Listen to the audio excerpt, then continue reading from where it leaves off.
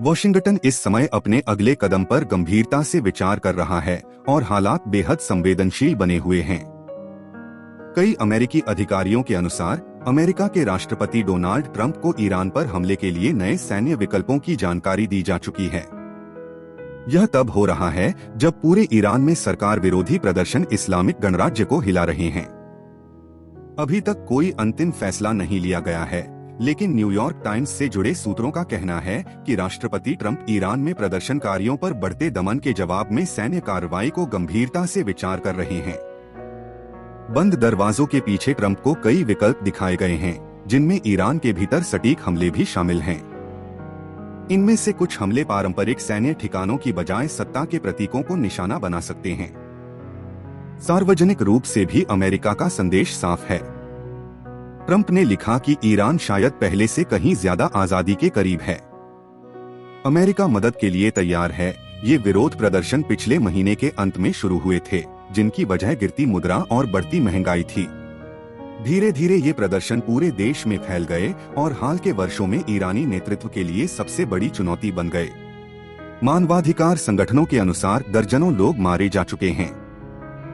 हालांकि ईरानी अधिकारी अत्यधिक बल प्रयोग से इनकार करते हैं, लेकिन चश्मदीदों और मेडिकल सूत्रों की रिपोर्टें कहीं ज्यादा भयावह तस्वीर पेश करती हैं। विशेष रिपोर्टिंग से बड़े पैमाने पर हत्याओं के संकेत मिले हैं। ईरान इंटरनेशनल की रिपोर्ट के अनुसार सुरक्षा बल कई शहरों में प्रदर्शनकारियों पर सीधे गोलियां चला रहे हैं। ईरान से बाहर तस्करी के जरिए भेजे गए वीडियो में औद्योगिक इलाकों में रखी लाशें, अस्पतालों की मुर्दाघरों में भीड़ और लापता परिजनों को ढूंढते परिवार दिखाई देते हैं। कुछ अनुमानों के अनुसार केवल 48 घंटों में कम से कम 2000 लोग मारे गए हो सकते हैं। हालांकि लगभग पूरी तरह इंटरनेट बंद होने के कारण स्वतंत्र पुष्टि मुश्किल है। ईरान के सर्वोच्च नेता अयातुल्ला अली खामेनेई ने साफ कहा है कि सरकार पीछे नहीं हटेगी। वहीं ट्रंप ने भी कड़ा संदेश दिया है।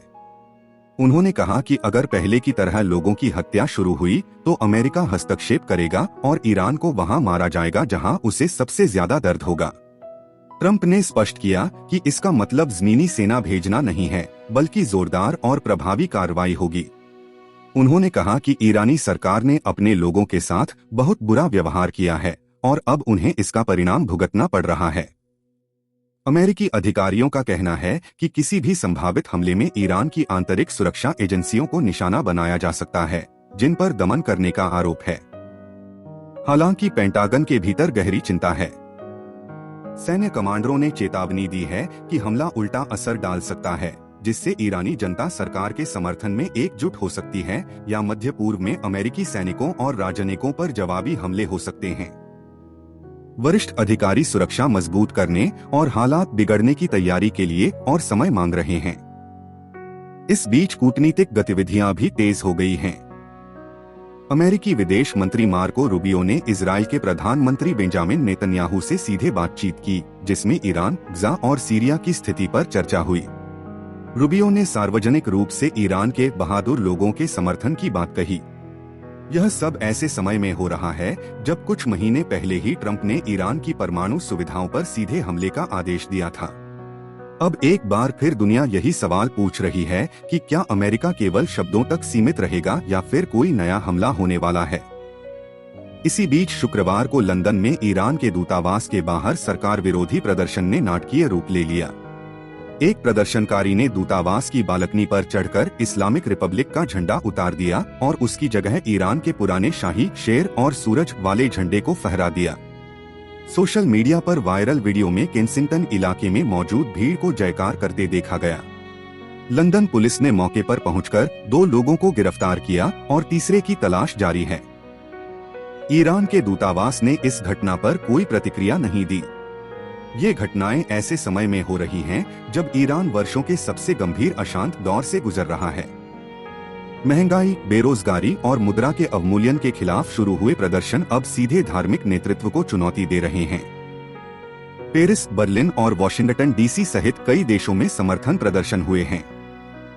मानवाधिकार एजेंसियों के अनुसार अब तक कम से कम 72 लोगों की मौत हो चुकी है और 2300 से अधिक लोगों को हिरासत में लिया गया है। ईरानी अधिकारियों ने हताहतों के आधिकारिक आंकड़े जारी नहीं किए हैं और देश भर में इंटरनेट पर कड़ी पाबंदियां लगा दी हैं। कुछ प्रदर्शनकारी ईरान के पूर्व शाह मोहम्मद रजा पहलवी के समर्थन में नारे लगाते सुने गए हैं, जिन्हें 1979 की इस्लामिक क्रांति में सत्ता से हटाया गया था। उनके बेटे रजा पहलवी ने भी ईरानियों से विरोध प्रदर्शन जारी रखने की अपील की है। वहीं ईरान के अटॉर्नी जनरल ने चेतावनी दी है कि प्रदर्शन में शामिल या मदद करने वालों को ईश्वर का दुश्मन माना जाएगा, जिसके लिए मौत की सजा भी हो सकती है। उन्होंने अभियोजकों को सख्ती बरतने और किसी भी तरह की नरमी न दिखाने के निर्देश दिए हैं। यह सामग्री केवल सूचना और समाचार विश्लेषण के उद्देश्य से प्रस्तुत की गई है। इसमें व्यक्त किए गए विचार, बयान और घटनाओं का विवरण उपलब्ध मीडिया रिपोर्ट्स, सार्वजनिक स्रोतों और कथित बयानों पर आधारित है। लेखक या प्रकाशक किसी भी जानकारी की पूर्ण सटीकता, पूर्णता या अद्यतन स्थिति की गारंटी नहीं देता। यह सामग्री किसी भी प्रकार की हिंसा, सैन्य कार्रवाई, राजनीतिक पक्षधरता या नफरत को प्रोत्साहित करने के उद्देश्य से नहीं है। पाठकों से अनुरोध है कि वे किसी भी निष्कर्ष पर पहुंचने से पहले स्वतंत्र और विश्वसनीय स्रोतों से जानकारी की पुष्टि करें। इस सामग्री का उपयोग केवल सामान्य जानकारी के लिए किया जाए।